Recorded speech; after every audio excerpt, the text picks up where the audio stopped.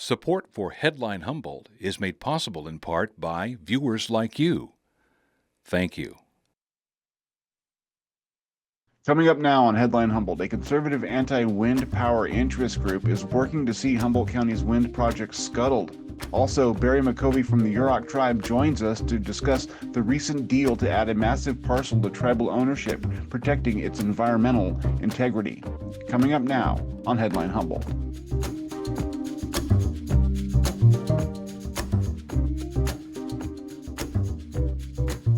From the top of Humboldt Hill, this is Headline Humboldt. I'm James Falk. Thanks for joining us. It was a dazzling sight this weekend, watching millions gather all over the country to declare that the United States is a no-king zone, that we're still a vibrant democracy where dissent is cherished and celebrated for what it offers our society. In contrast to the rather anemic military parade underway in Washington, D.C. to celebrate the president's birthday and the 250th anniversary of the Army's creation, it was a stark and important statement. There was some scuffling locally, and deadly violence occurred in Salt Lake City, in Minnesota, with 2 people killed by a MAGA-supporting gunman and 2 others shot multiple times. These are dangerous times for this country, for all of us, as we seek a way forward that transcends the divisions of the past and builds toward a better future. Even as we choose sides, I think it's important to remember that in the end, we're all still one nation, one people, and that the apparent conflicts and unceasing argument come largely from informational isolation and the kind of groupthink that invariably gets manufactured by our social media feeds and scheming demagogues. Absolutely, push for what you believe, struggle for equity and inclusion. But know that in the end, that inclusion will involve many of the people we're now struggling against. After this long, strange struggle is over, the wounds will have to heal. We have to envision right now what that inclusive world looks like, or any chance at redemption may well slip right between our fingers. In a moment, we'll speak with Yurok Tribal Fisheries Director Barry McCovey about the tribe's recent reacquisition of ancestral land and what it means for the future. But first, the news. An estimated 4,000 people converged in downtown Eureka last Saturday for the No Kings protest against the administration and actions of President Donald Trump. It was the largest protest in Eureka since the Women's March of 2017, which again was aimed at Trump and his politics. The local march was held in connection with some 200 protests all over the country, in cities big and small, with millions participating. The same day, the president convened a military parade to honor the 250th anniversary of the U.S. Army and some say his own birthday. Many feared the parade would signify an embrace of totalitarian values. Instead, it's become an internet meme and cultural joke. The trade publication and advocacy group Canary Media is reporting that a conservative anti-wind power think tank is now trying to scuttle the Humboldt Bay Wind Power Project. The Committee for a Constructive Tomorrow, or CFACT, is asking the feds to claw back the $426 million grant that was recently given to the Humboldt Bay Harbor District to refit the Redwood Marine Terminal. According to the article's author, Claire Fissler, anti-wind activists say they are looking to capitalize on the timing of a recent implosion of offshore wind plans in Maine, which, like California, sought to pioneer floating turbine technology. The letter was sent to the Department of Transportation, and it's unclear what impact it might ultimately have. The presence of a U.S. military airplane at the Arcata-McKinleyville Airport got some local folks concerned recently that troops were being mobilized and bivouacked in the Humboldt County area. Given the recent situation in Los Angeles and the deployment of troops there, the concern may well have been warranted. But the presence of soldiers has since been explained, and it's definitely a worthwhile endeavor. The soldiers are working as part of a program to make infrastructural improvements for the National Park Service, while also training its service members to be ready in case of emergency. The troops in question are bivouacked at the Wolf Creek Education Center, the Cujal Visitor Center, and Redwood Rising Restoration areas. The cabins at Wolf Creek are used every year by students across the region.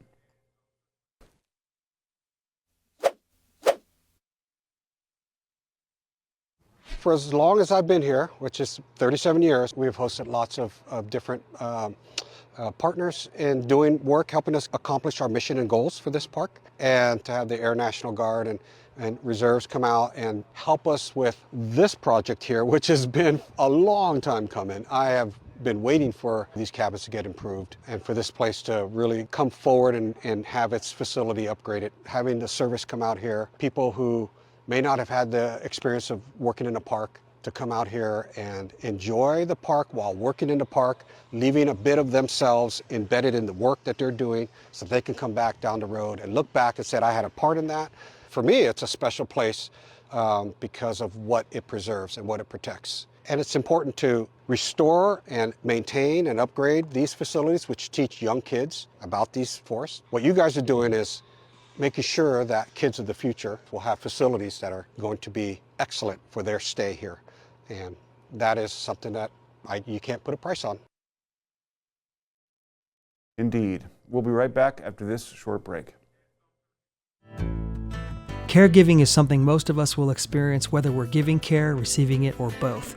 Join us for Shared Stories of Caregiving, a free KEAT PBS community event featuring a special preview of the powerful new PBS documentary Caregiving with executive producer Bradley Cooper.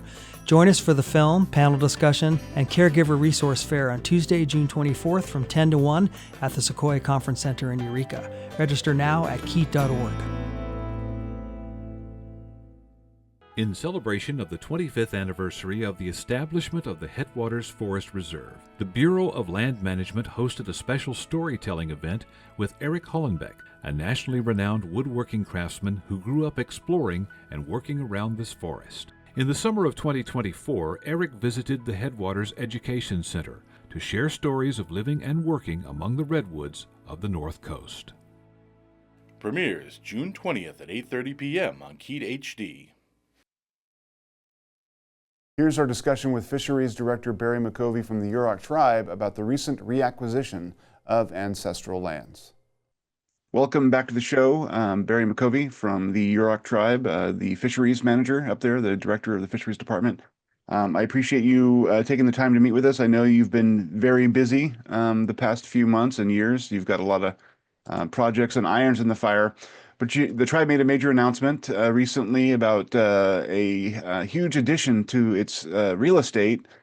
Basically 73 square miles, it sounds like, has been added to the tribe's roster. One question I had first, before we get too deep, is that officially going to be part of the reservation now, or is that a whole different process? How is it characterized legally? Hey James, thanks for having me on. Yeah, so it's not part of the reservation as of right now. That is a completely different process. Maybe that's something that we look at in the future, but for right now, it's not part of the reservation. It's outside of the reservation boundaries, but well within the tribe's ancestral territory. So why don't you describe for us what happened? I mean, there was a huge project. You guys have worked for a long time and worked with a lot of different groups to make this eventuality come to pass. What can our viewers understand about it? So I guess all of this kind of started, 100 years ago or over 100 years ago when, a lot of the tribal lands, ancestral territory was taken kind of out of tribal hands and given away basically through the Homestead Act it ended up in the hands of timber companies. And so most of the ancestral lands of the Yurok tribe for a long time, for decades and decades, were owned by timber companies, and that's still happening today. There's a large component of Yurok ancestral land is owned by timber companies still today. And what we're talking about here, this recent land back initiative, is a piece of land in the on the north side of the Klamath River within ancestral territory. It's been a phased project over a number of years. I think the entire project has taken something like 23 years since we kind of started down this road, and there's been phases of land kind of transfers. This last one was probably the most important one because it includes the Blue Creek watershed, and Blue Creek is a very important stream to the Yurok people and to the Klamath River ecosystem as a whole. It's a spiritual and cultural significant place for the tribe, and then of course it has a really high level of ecological function and value to the ecosystem, not just locally but to the entire Klamath Basin. So this last transfer, I think, was 17,000 acres, but it's part of a much bigger transfer that's happened over the years. Uh, very long and arduous process, like these things are.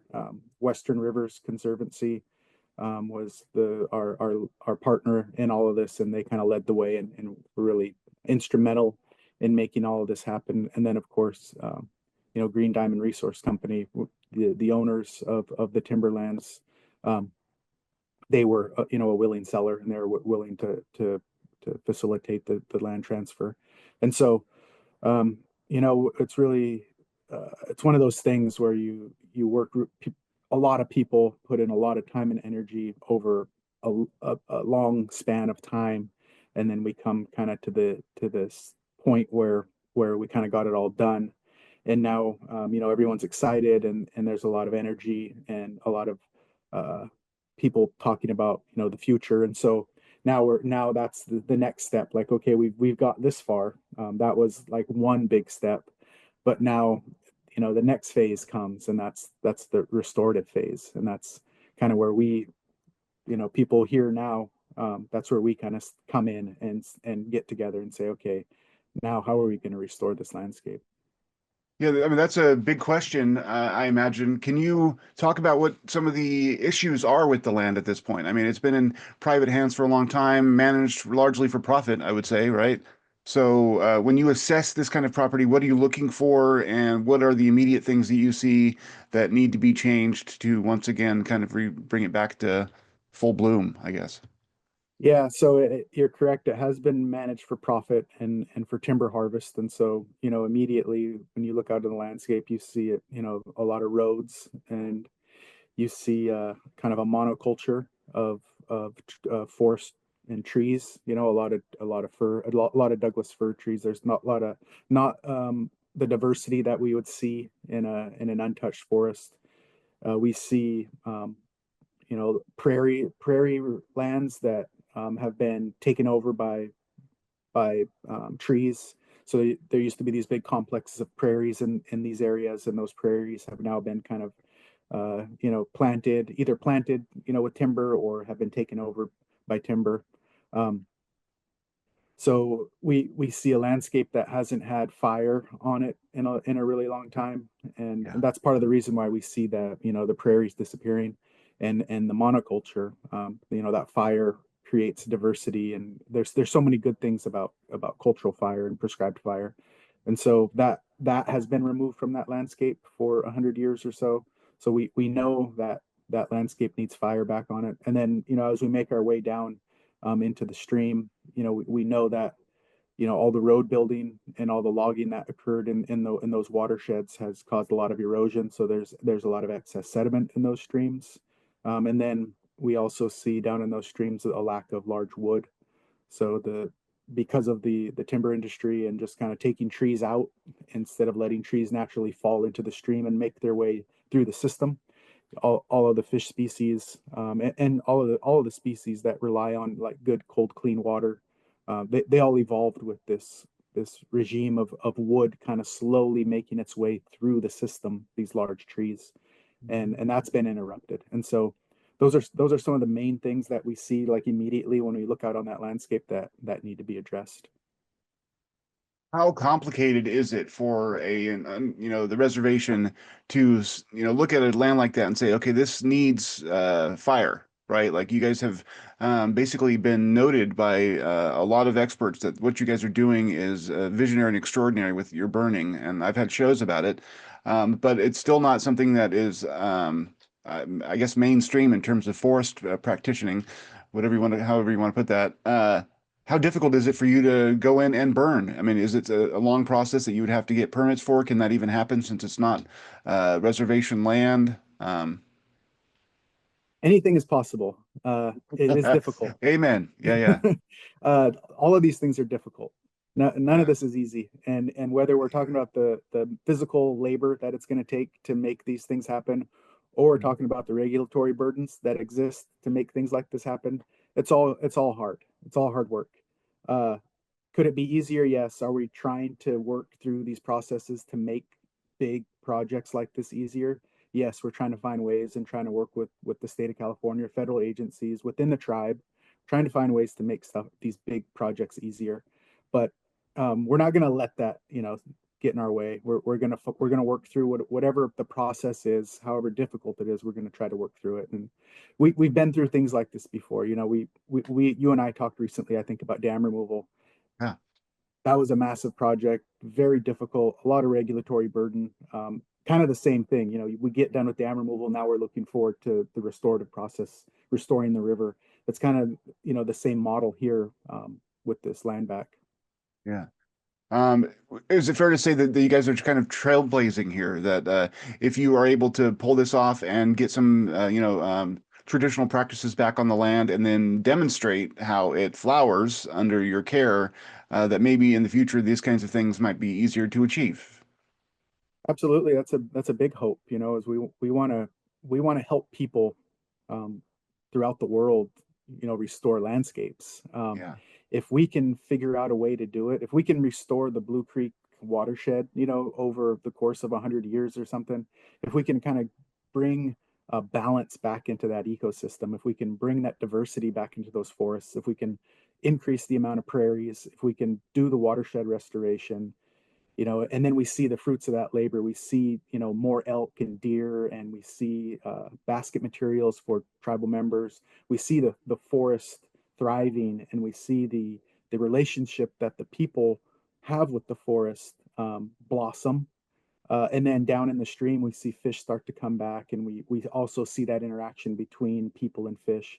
If we can see that happen here over time, that's going to be huge, because if we can do it at this scale, it can be downscaled for someone to do it on a smaller scale, but it could also be upscaled, for people to do it as big as they want. So that's a big part of what we're doing here, is trying to build a model that can be transferred to other projects throughout the world.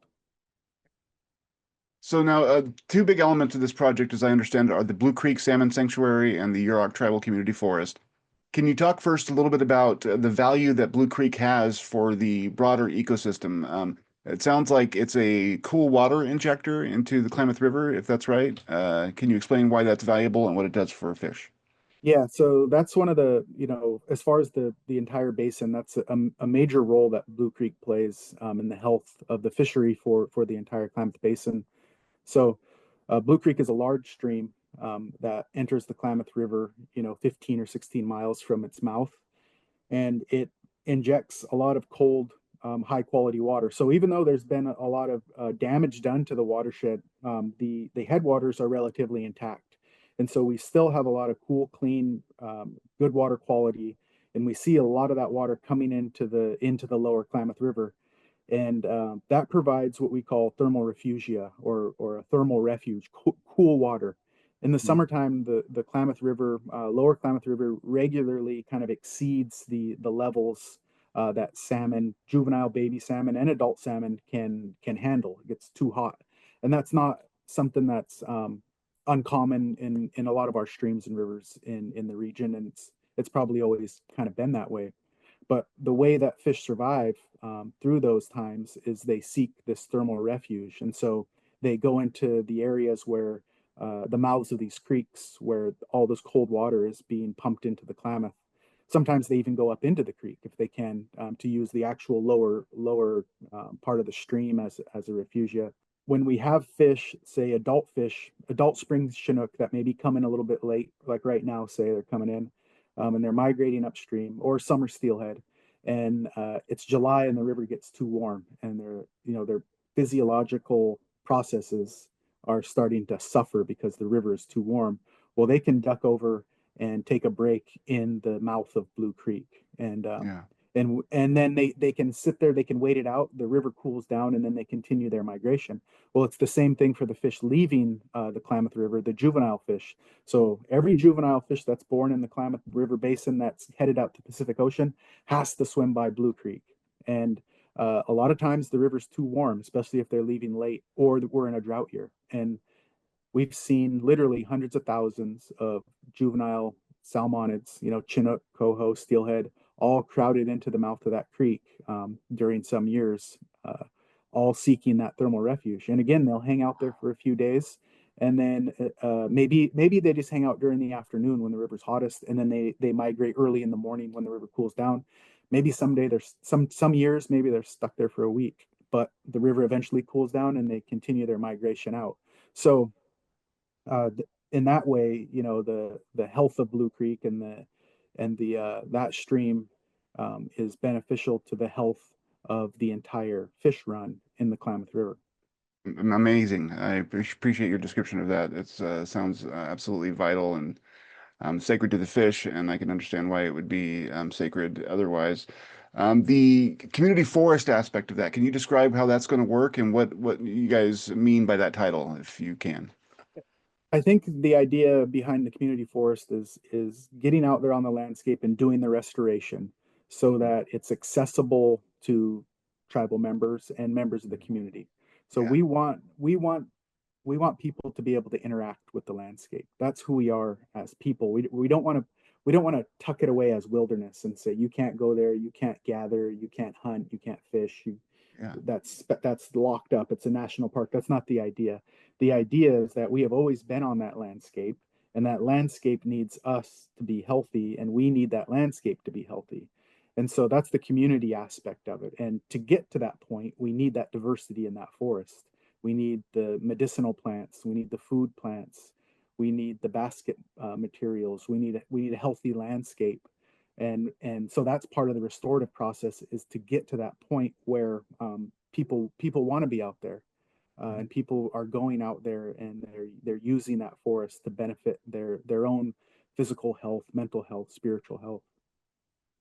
I was going to actually ask you about the public access component, if that would be something that would be happening, and it sounds like it would be through that community forest. You mentioned that there's sort of a monoculture there of Douglas fir because that's obviously the primary product, I guess, of timber companies. But is there old growth redwood there, second growth? What does that look like in terms of how much Yeah. is there? And yeah.